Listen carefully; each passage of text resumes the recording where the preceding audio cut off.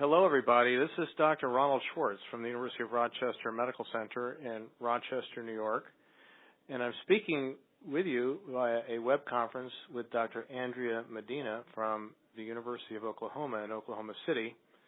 Hello there, Andria. Hi, Ron. Nice to talk to you today. Good to talk to you, and we're going to be talking, Andria, today about a new case in this Refer Wisely program of the American Society of Nuclear Cardiology. This is a 57-year-old man with atypical chest pain, coronary risk factors, and a non-diagnostic electrocardiogram. 57-year-old man presented to his internist for a routine visit in the office. He described a substernal chest pressure in the last few days that was worse after dinner while walking, but is not relieved with rest or lying down. His 62-year-old brother had a coronary stent at the age of 59. This patient has a 20-pack-year smoking history, but says he recently quit.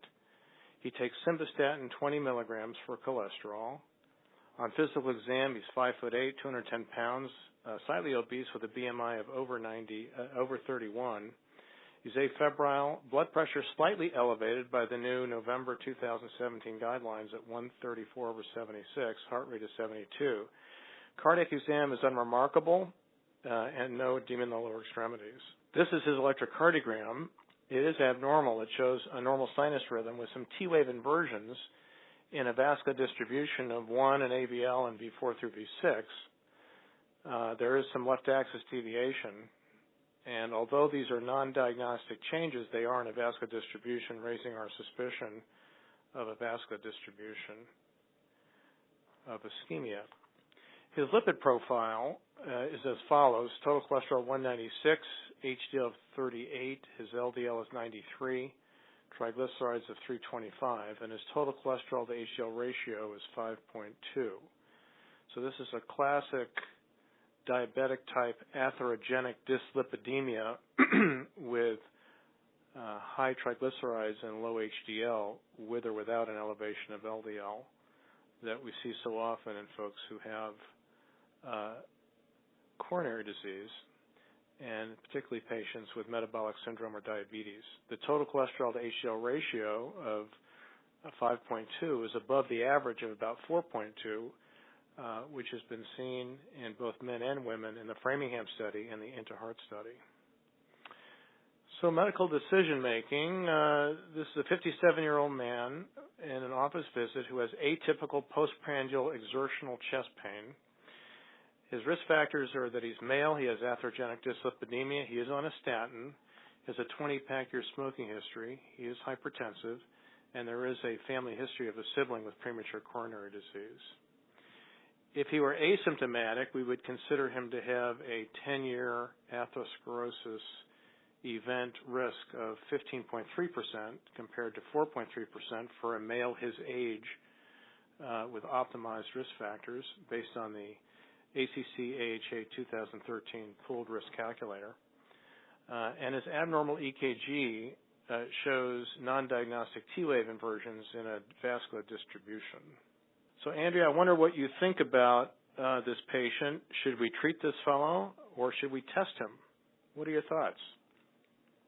Well, Ron, like I said, I see patients like this come in often with similar complaints, with these chest pressure, chest pain, and I think what we've done here is really the first important steps, and that's risk stratifying, understanding the risk in the individual patient, getting the EKG, seeing if that's interpretable or not, and then really paying attention to that lipid profile, specifically the ratio like you talked about, which is really important in prognosticating risk and outcome in the future. So in a patient like this, I would say don't be tempted to treat this as reflux and have him come back in a month.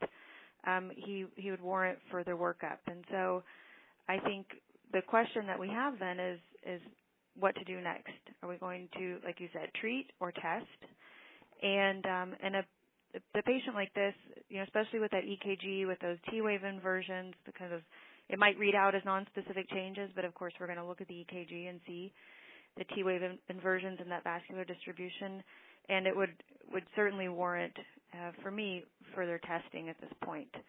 So I think the next question then is, we have a list here of possible tests that we could choose from when we're going down our menu, seeing the patient in clinic, and what are we going to choose? And I think that's where we come in here. So I think those are very helpful considerations, and I think your point about a possible contribution of gastroesophageal reflux disease, heartburn, is important, and certainly we'd want to cover that base, but not be satisfied that the symptoms had been fully evaluated until we did some sort of further testing to make sure we were dealing with someone who was having unstable angina. Exactly, especially in light of his risk. So he's not a low risk patient. So of these modalities, I guess my question that I have for you is, we see functional imaging and we see anatomic testing here. What are your thoughts as to the benefit or the rationale with which we should go down that decision tree and choosing which test? Well, thanks for asking. It's an important question, and one for which I think we have quite a bit of data in the literature to guide our thinking and our practice. As Lance Gould says, the data are speaking to us. Are we listening? Clearly, exercise ECG in someone who has baseline abnormalities, as this gentleman does, or non-diagnostic changes, would make the EKG unsuitable for assessing an ischemic response. The likelihood of a non-diagnostic worsening of the EKG without obstructive disease is substantial. That said, if the EKG had been normal, which this is not, then that would be an appropriate consideration. Exercise echocardiography certainly is very good for assessing the presence of obstructive disease by showing us wall motion abnormalities. But it takes a fair amount of stenosis to see that, and so echo, while it's reliable if it's abnormal, unfortunately is not a reassuring test in large studies that have looked at this when you take at-risk patients and the stress echo was normal. So one of the pearls, I think, from this discussion take away, if you look at that 5,000 patient study from Marwick from the Cleveland Clinic, is if you have a normal stress echo in someone who has substantially higher than low pretest risk, a normal test is not reassuring. Whereas an abnormal test with a stress echo would be reliable and indicate the need for further invasive angiographic evaluation. Certainly, exercise SPECT or PET, myocardial perfusion imaging, would be highly appropriate. And we have a wealth of evidence in the literature going back decades showing quite substantial incremental value for assessment of the risk of a heart attack or a death in a population of people like this gentleman in the next year. And the incremental risk compared to a stress ECG that's non-diagnostic or intermediate in risk is in the range of an order of magnitude greater.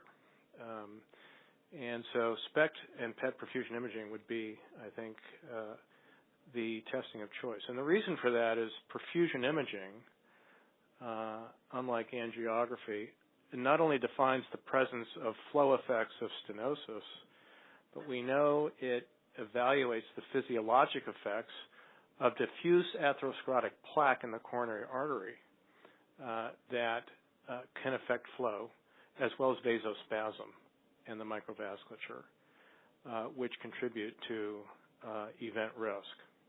Non-invasive coronary CT angiography can be used.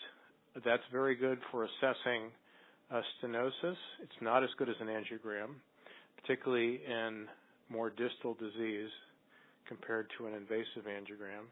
And it involves iodinated contrast, which is potentially nephrotoxic and can be associated with contrast-induced nephropathy. We reserve invasive coronary angiography usually for patients who have either frank myocardial infarction or clear-cut unstable angina associated with ST segment depression or elevation, but not just with T-wave inversion. So let's review some of the literature which supports this decision-making we've been talking about. The Promis trial was published in the New England Journal in April 2015. It was a study. First author was Pam Douglas from the Duke University, looking at over 10,000 patients who were low intermediate risk for coronary disease. The hypothesis was that there would be non-inferiority of a non-invasive assessment of coronary anatomy compared to functional imaging. And in this study, 2/3 of the functional imaging, 68%, was SPECT perfusion imaging, rest and stress, 22% was stress echo, and 10% was exercise ECG. In the next slide, we look at the primary endpoint of the study, which was a composite of all-cause mortality, MI, hospitalization for unstable angina, and major complications from cardiovascular procedures such as stroke, bleeding, renal failure, or anaphylaxis. Secondary endpoints included the composite of the primary endpoint and invasive catheterization without obstructive coronary disease, less than 50% stenosis, invasive catheterization without obstructive CAD at 90 days, and cumulative radiation exposure at 90 days. The medium and maximum follow-up were 25 and 50 months, respectively. The results of the Promis trial were quite consistent with other studies in the literature that have been looking at this question of standard of care SPECT imaging or functional imaging versus anatomy with CTA, quite consistent. There was, in fact, no difference in the primary outcome between CT angiography and functional testing. There was no difference in the primary outcome between any of the functional tests and anatomic testing. More patients in the CTA group underwent invasive catheterization and revascularization within 90 days without any improvement in outcomes. CTA was associated with lower rates of non-obstructive CAD at the time of angiography. That is, they had a higher diagnostic yield than the functional group, and it was a small difference, 3.4 versus 4.3%. There were small differences in radiation exposure. CTA had slightly lower median radiation exposure and slightly higher mean exposure, really pretty minor differences there. The economic outcomes of the Promis trial were published and showed that the initial cost of a diagnostic CTA was lower than functional testing, but the cumulative cost of CTA was higher over 2-year follow-up because of greater downstream utilization of angiography and revascularization in this group. Here we see the Promis trial Kaplan Meier curve that was published in the New England Journal in April 2015, and we can see that there's really no difference in outcomes with anatomic testing versus functional testing. In this slide, we see an analysis of the categories of CTA on the left, functional on the right, with the statistic p-value on the far right. For invasive catheterization without obstructive CAD, there was this small difference we've discussed before, 3.4 versus 4.3%. Not a large difference, but one that did reach significance. However, there was a substantial increase with CT angiography in blue here, 12% for invasive catheterization compared to functional imaging. Revascularization was almost double for CT angiography compared to functional imaging. And CABG bypass surgery in this low to intermediate risk group was again almost double that of functional imaging. So despite the fact that the outcomes were similar, there was a lot more downstream testing and revascularization done when looking at the anatomy with CT angiography compared to functional imaging, 2/3 of which was SPECT. So the overall event rate in Promis was lower than expected, 3.1%, perhaps due to higher use of statins and improvements in cardiac care, or reflecting the referral of the group. Anatomic testing with CT angiography, non-invasively, resulted in increased number of catheterizations, revascularizations, and bypass surgery. Anatomic testing with CT angiography was associated with greater downstream costs for testing, revascularization, and CABG compared to functional imaging. and anatomic testing did not reduce the incidence of events over a median follow-up of 25 months. So in medical decision-making, we have large observational trials to guide our thinking in terms of why nuclear imaging would be useful. There was substantial incremental risk assessment of SPECT perfusion imaging compared to exercise ECG in patients with intermediate cardiovascular risk. Normal patients have a much lower, less than 1% annual risk of fatal and non-fatal MI in large referred populations studied.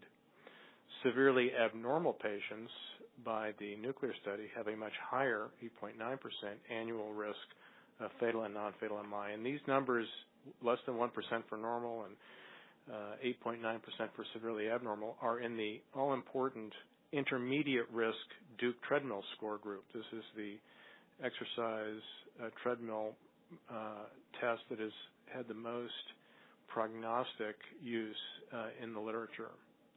We have to consider risks of iodinated contrast-induced nephropathy with either invasive or non-invasive use of coronary angiography.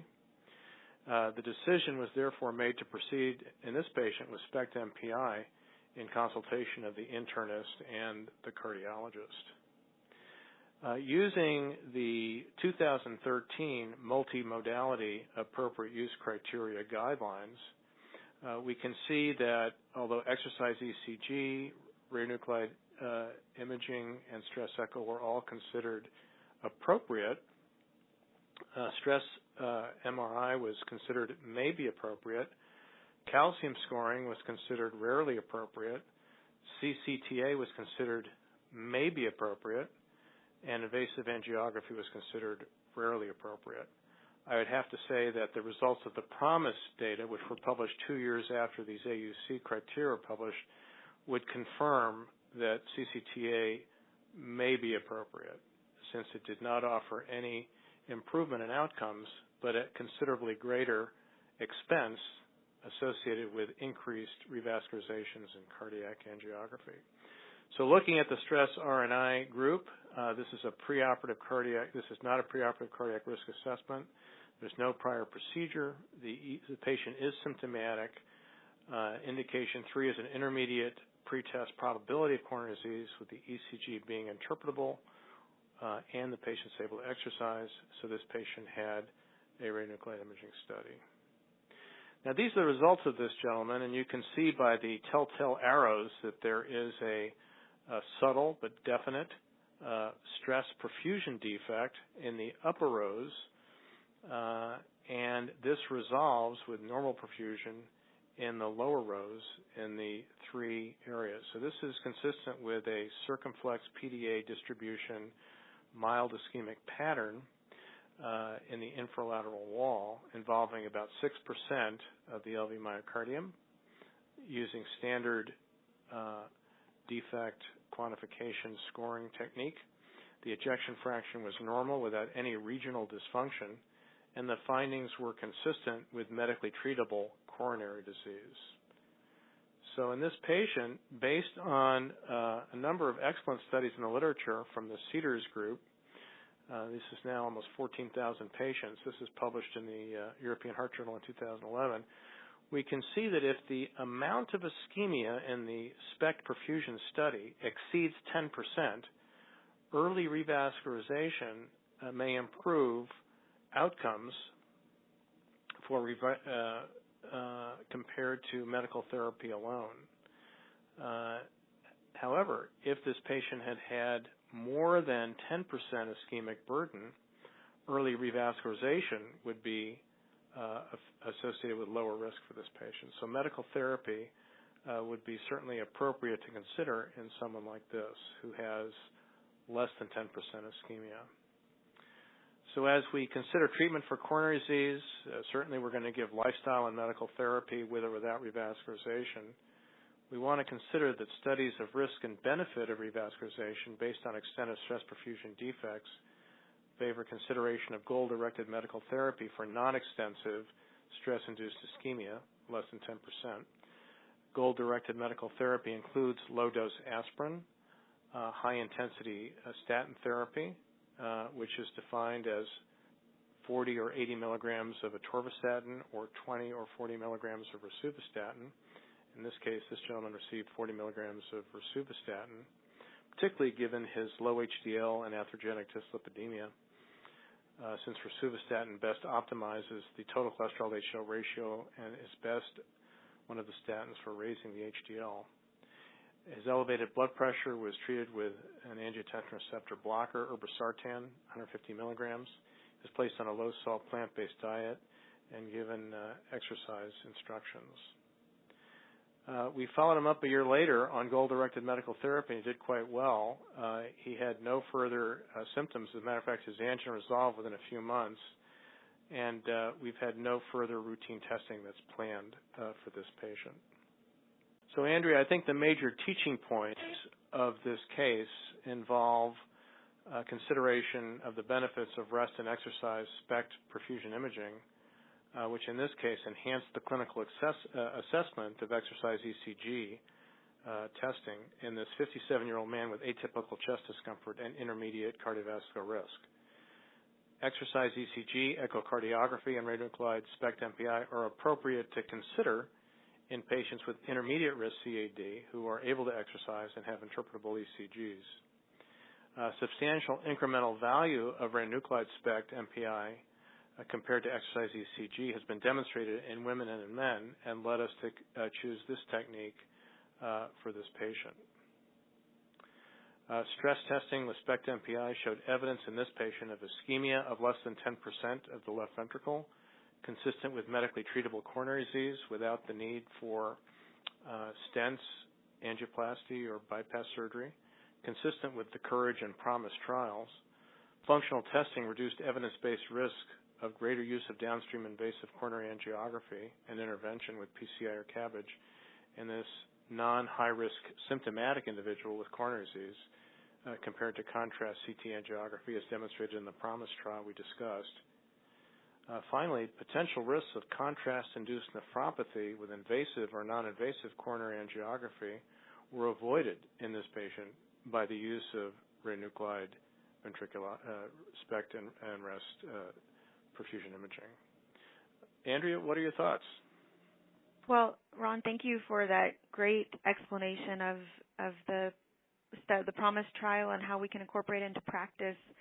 I would say as an internist, as a primary care physician, again, this is so appropriate for us and something that a decision that we're making on a day-to-day basis. So seeing the data to support what we're often doing is great, and then making sure that we're following best practice and evidence-based medicine is what we all strive to do. And so I think one thing that I take home from this, even though it wasn't really the purpose of this Promis trial, is thinking about the avoided risk of going with SPECT MPI or with functional imaging, avoiding the risk of the contrast load, especially because some of these patients might have low stage CKD or might have risks for that, and avoiding contrast, I think, if we can, is something that we really try to do.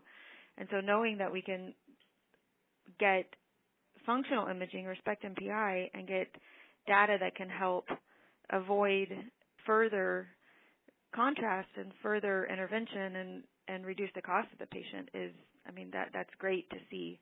And I think it's illustrated very well in this case. The other thing that I appreciate your thoughts about that point, Andrea, because I think all too often we're over-fixated on radiation risk when in fact nuclear cardiology is associated with very low risk for which there is no known clinical adverse outcome, whereas we all know in clinical medicine how patients have been badly affected by the use of contrast, particularly, as you point out, in patients with chronic kidney disease. So avoiding contrast should be something we think about. I think that's clinically a lot more relevant than the extremes we sometimes go to avoid radionuclide exposure, which has no known clinical adverse effects. Exactly.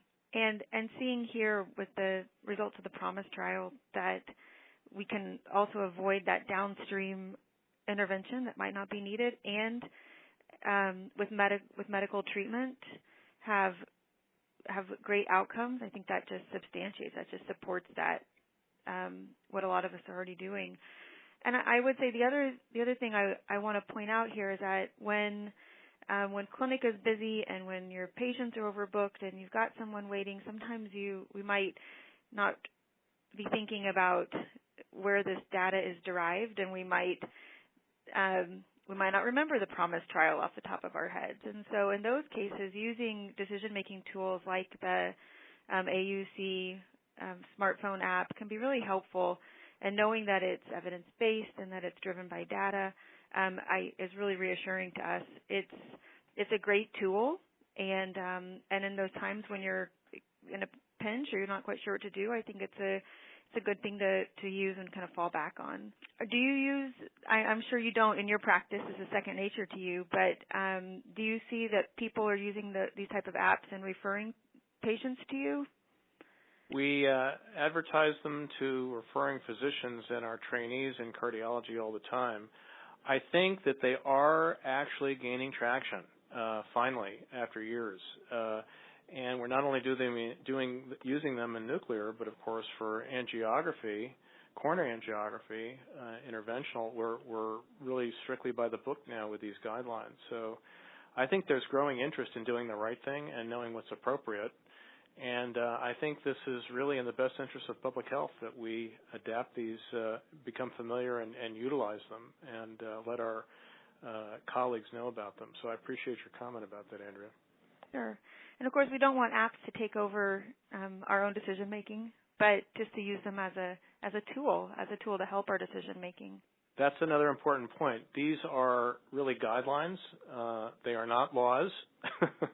And we sometimes get that wrong, but they are helpful, as you point out, to really help us think about what's appropriate. And medicine and life are just too complicated to put it all into a set of appropriate guidelines, but they sure are helpful to get the experts' opinions about what the evidence tells us is most appropriate or not. Well, Andrea, I want to thank you for this really interesting discussion. I appreciate your thoughts on this patient, and I hope our discussion has been helpful to others who are considering other patients like those. I hope so too. Thank you. Thanks so much.